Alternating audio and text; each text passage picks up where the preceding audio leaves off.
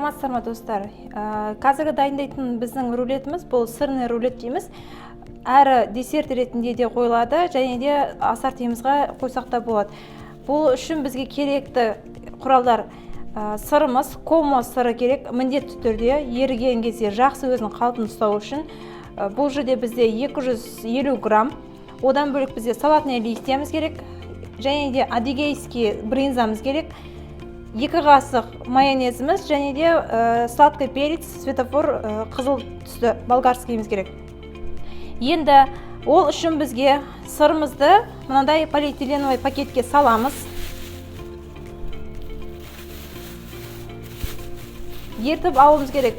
Ерткен кезде бәріне ыңғайлы ыстық суды қайнатып, осы ыстық суымызға біз сырымызды салып қоямыз. Сырымыз ішінде қатты түйіршек қалмағанша жақсылап ертіп, қатты еріп кетпеу керек, майы шығатындай қарап, ауыстырып, екі бетінің кезекпен ауыстырып отырасыздар. Қолмен ұсталған кезде барлық біркелкі болып жұмсақ болған кезде аламыз. Енді біздің сырымыз ерігенше ортасындағы салмасын дайындайтын боламыз. Ол үшін бізге адыгейс брынзасы керек, Емир фирмасынікі жақсы шығады. Майда терканың майда жағынан өткізіп аламыз.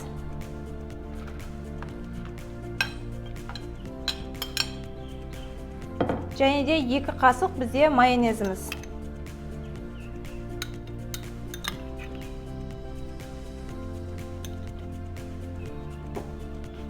Осыны жақсылап біркелкі масса болғанша араластырып,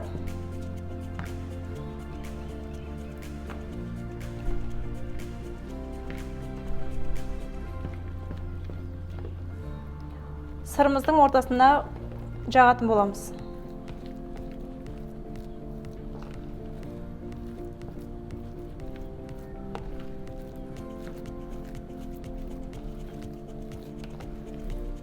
Міне, бізде осындай масса болу керек.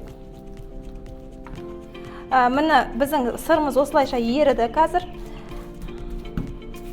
Енді осыны оқтаумен біркелкі қылып жайып шығамыз пакет бойымен.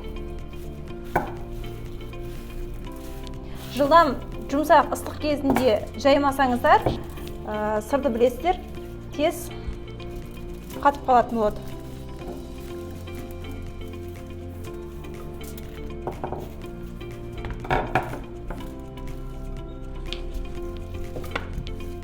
Міне, осылайша біркелкі қылып жайып алдық біз. Еш жері қалың болып қалмау керек.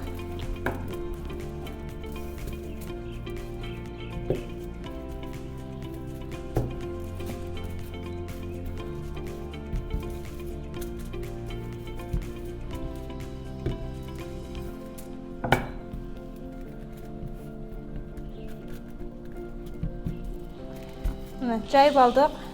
Енді біз пакетімізді шетінен кесіп алатын боламыз.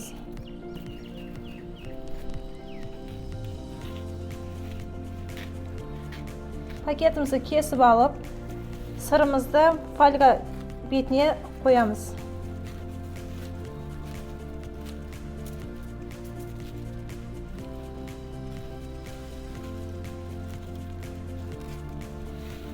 Біздің сырымыз біркелкі болып шықты.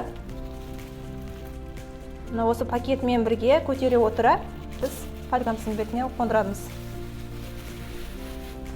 Қалған жерін осылайша сәл созып, жылы кезінде формасын келтіреміз.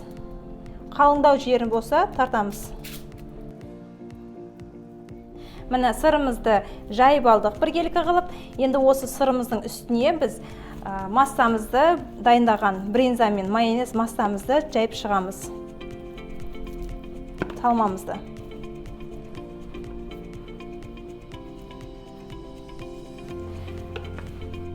Екі жанынан 1-1 сантиметрден қалдырамыз.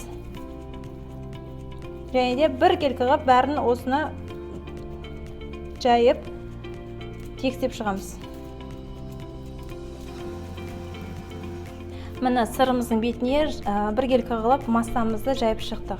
Енді кезекте бізде салатный листья жуып жақсылап астын алып тастайсыздар, қалың жағын.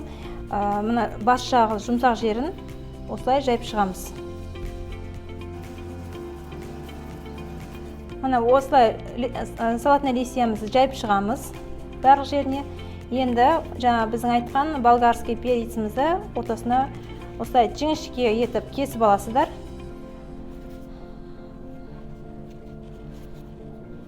Қызылы болсын, жасылы болсын, өздеріңіздің қалауларыңызбен түсін таңдай бересіздер. Енді біздер салатный листья жасыл болғаннан кейін менің таңдағаным қызыл цветі болды. Осылай 3 қатарымен қойыңыздар, сол кезде слойыңызда әдемі біркелкі болып көрінетін болады.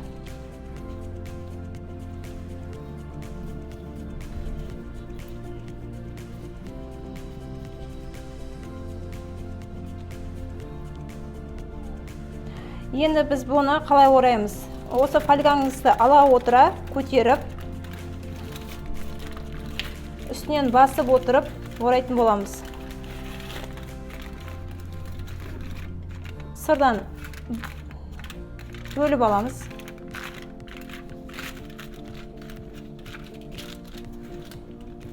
Басып отырып үстінен фольгамен бірге орайтын боламыз.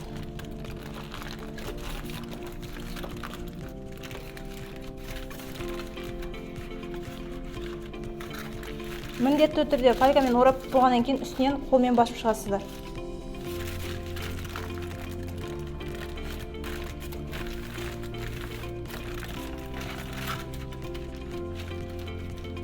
Бұл сыр бізде піспейді, тек морозильникке 2 сағатқа қоямыз.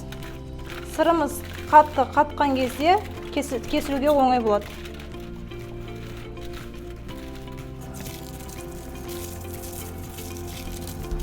Міне, бұлай осылай орап шықтық. Астындағы шопы астында қалу керек. Міндетті түрде. Енді осылай қолмен бір жақсылап тығыздап, сәл басып шығамыз, бір-біріне біріксін. Енді осы фольга біздің өзінің астына тұрған фольгасымен жақсылап нығыздап, орап морозильникке саламыз.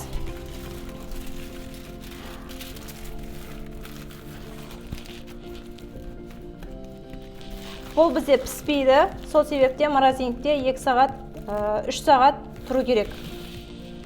Мен тағы сыртынан қаттығы орау үшін менде тағы бір фольга алдым.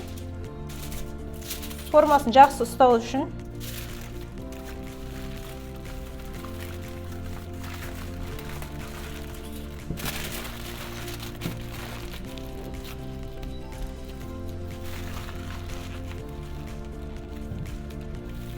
Міне, енді морозильникке жібереміз.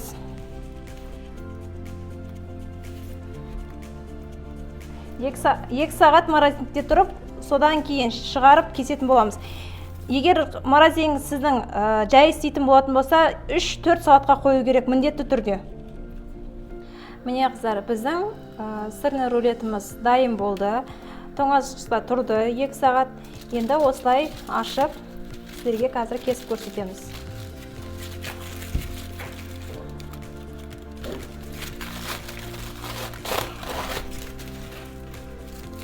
Мына қыздар, фольгамыздан босаттық, енді кесетін боламыз. Ортасы осындай болып шығады.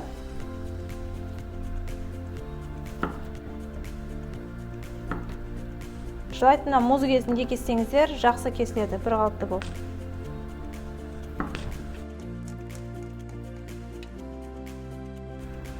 Осылайша біздің сырный рулетіміз дайын.